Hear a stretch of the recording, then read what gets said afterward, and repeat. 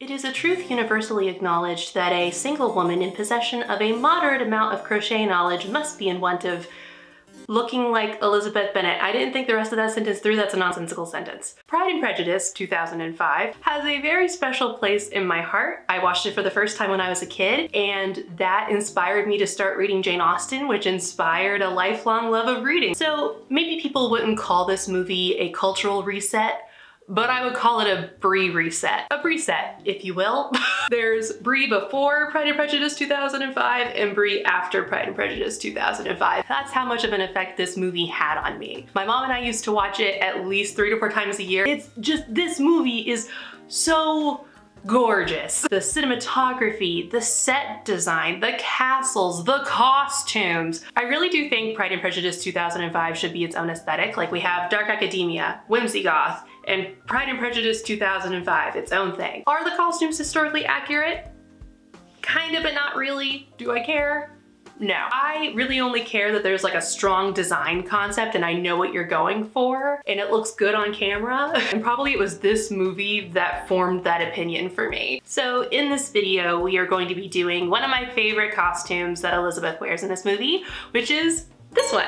Out of all the dresses she wears, I just think this one is the easiest to modernize. I mean, I feel like you could just take this dress, especially nowadays with like cottagecore being in style, and just wear that out and nobody would think anything of it. So I'm going to be doing a modernized version of this dress. I'm going to be crocheting a vest that looks like the bodice and then sewing a skirt. The goal is for this to look like Elizabeth Bennet, but it's also supposed to be that I can wear these pieces with my more modern closet and it would still work. So with that all out of the way, let's get started.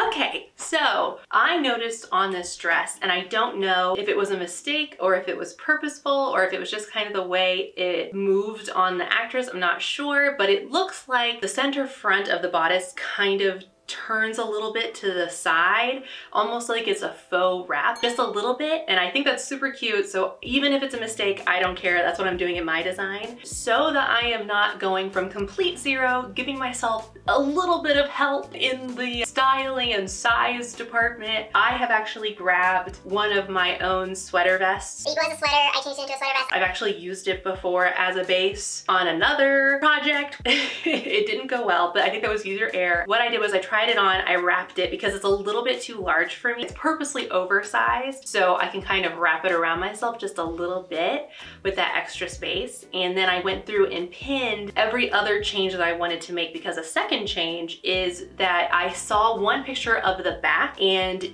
the shoulder, the arm's eye, armhole, whatever you want to call it, comes in towards center back a good amount, which makes sense because these dresses kind of fall a little bit more into very late 18th century fashion, and that was kind of the norm for the time. I really love that detail, so I'm going to do that too. But let me show you the changes I made with the pins, which I will show you right now. And now I have to move the camera. Okay, so here's what I did. It originally opens at center front. I moved this over to kind of start to wrap a little bit. Shoulder, armhole, arm's eye area. Here's a question. I don't quite remember from college. Do you call it an arm's eye if no sleeve goes into it? Because I feel like you do, but I don't quite know. I don't quite remember. Sorry, somebody remind me. I also took this in just a little bit. It just kind of comes out too far. I also want to just shorten this kind of shoulder strap area just a little bit, make it a little less wide. And then in the back, I really moved this towards center back a lot, tried to make it kind of curved and pretty looking. I also took it in the back a little bit because it was still just a little bit too big. And then I have raised the hem just a little bit. It's just a little too long for the look I'm going for. So those are the changes I've made. I'm not meaning for this to be perfect. It's just so my brain can get a basic idea of what I want to do. So yeah, let's start crocheting. Yay!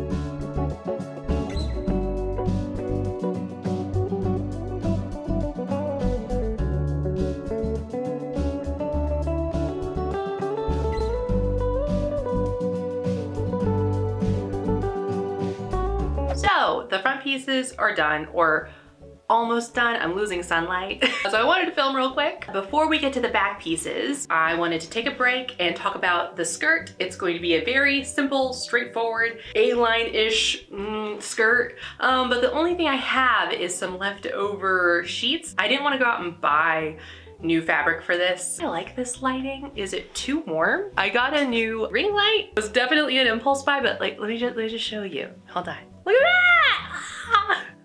Ooh, this one kind of matches my makeup. Editing me, tell me if I look cool.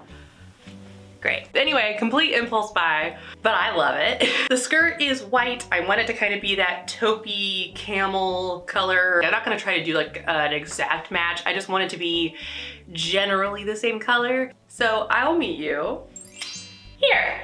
Hopefully this isn't too echoey. It feels very echoey. But if it is, then editing me will voice over what I'm saying right now. Yeah, I don't know why I thought talking in a garage would ever work.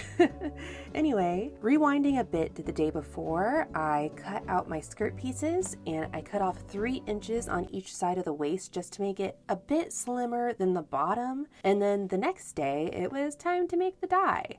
I mixed a dark brown and a black, hoping that the black would kind of gray out the brown a little bit, since the vest is more of a taupe. After trying a test swatch, I dumped everything in and mixed it all for about 8 minutes.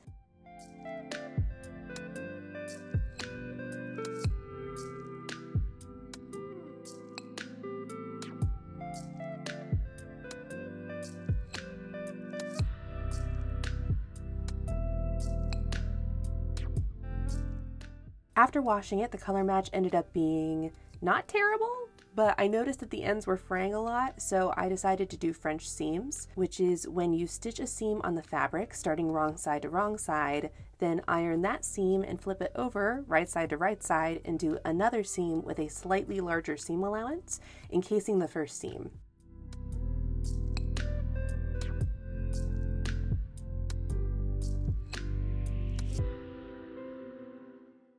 Then I started pleating the skirt. I just kind of eyeballed the amount and distance of each pleat. It was double my waist measurement, so I just had to take it down by half.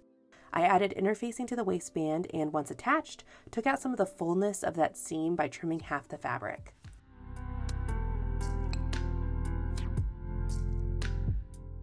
By this point, the skirt could have been done. It looks pretty gosh darn good, but I wanted to modernize it a bit, so I hemmed it to an above the ankle length and sewed down the pleats to make it a bit less full at the top.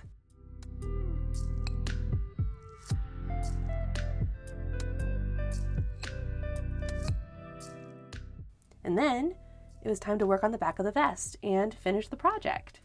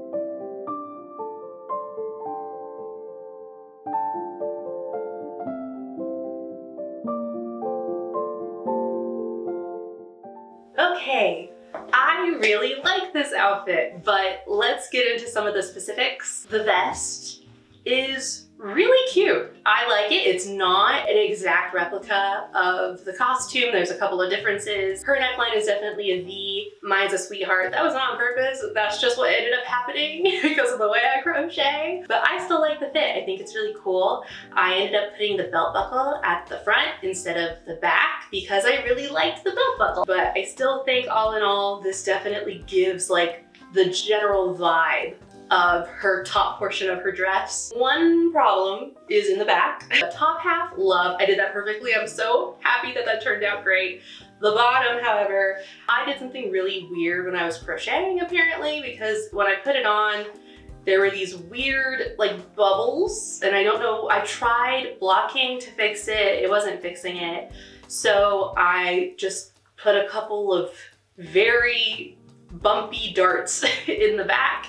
I will go back and fix that at some point. I was just really excited about getting this project done, but also it's in the back, and maybe when I put it with like more modern clothing, because this is kind of like a thicker shirt, it's basically a dress, and maybe that's part of the problem. It needs something like a little slimmer underneath, who knows. But I also think that this vest will go really well with some more modern outfits, which is always my goal, even if they're more like historically inspired. As for the skirt, absolutely love it. It should not have gone as well as it did for how little care I put into it, as far as like just going as fast as humanly possible and not doing anything correctly. I love the sewn down pleats. I've never actually done that in a skirt before. It ended up being pretty cute. I am having difficulty, I will say, putting this with my more modern pieces, but I'm willing to keep trying because I really do love this piece. I so enjoyed doing this project. I really loved just getting to work on something that came from a movie that has been one of my favorite movies of all time since childhood. And I also love that it seems like this movie has gotten a revitalization within the past couple of years. Also, the Pride and Prejudice story has just kind of gotten more popular again. It's been popular always, but recently I've seen like a lot more stories, and those stories a lot of times will have a lot more diversity and representation, which is great. That is going to be it for me this week. If you like stuff like this, where it's historically inspired pieces, but definitely trying to modernize it to work in a modern wardrobe, that's my sweet spot right now. So make sure you like and subscribe so you can see more from me. And I hope to see you back here next time. Bye. Oh, you're such a good boy. Good job.